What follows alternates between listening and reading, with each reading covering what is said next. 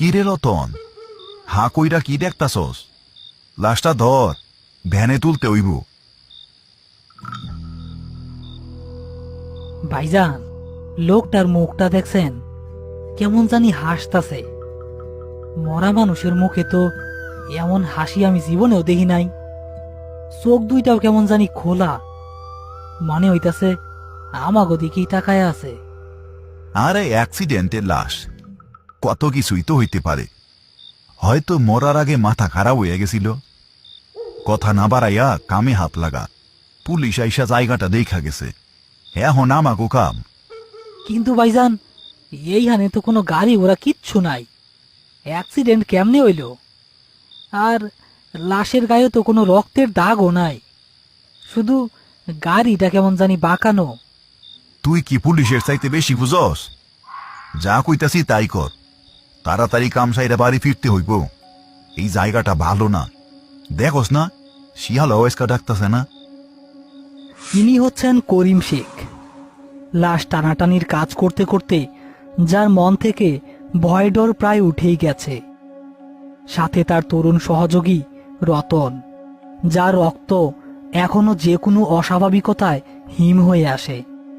আজ রাতে তারা এক অজ্ঞাত বৃদ্ধর লাশ উদ্ধার করতে এসেছে, যার মৃত্যুটা স্বাভাবিক বলে মনে হচ্ছে না।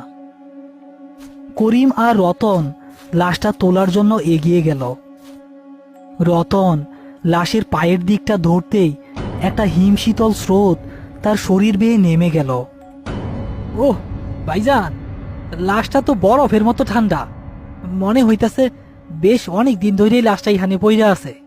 আহ, এত কথা কস কেন? চুপ কইয়া লাশটা তুল।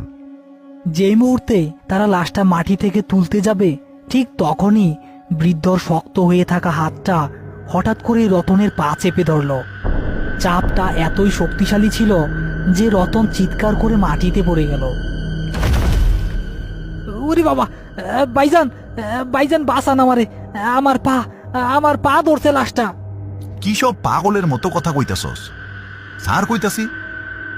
করিম শক্ত করে লাশের হাতটা ধরে একটা মোচড় দিতেই সেটা রতনের পা ছেড়ে দিল। কিন্তু রতন ততক্ষণে ভয়ে প্রায় জ্ঞান হারিয়ে ফেলেছে। তার পা কাঁপছে আর সে ফ্যাল ফ্যাল করে লাশটার দিকে তাকিয়ে আছে। দেখলি তো, মনের ভুল। চল, আর এক মুহূর্ত দেরি করবি না। তারা কোনো মতে লাশটা ভ্যানে তুলে গোরস্থানের দিকে রওনা হলো। পুরো রাস্তা জুড়ে রতন একটা কথা বলে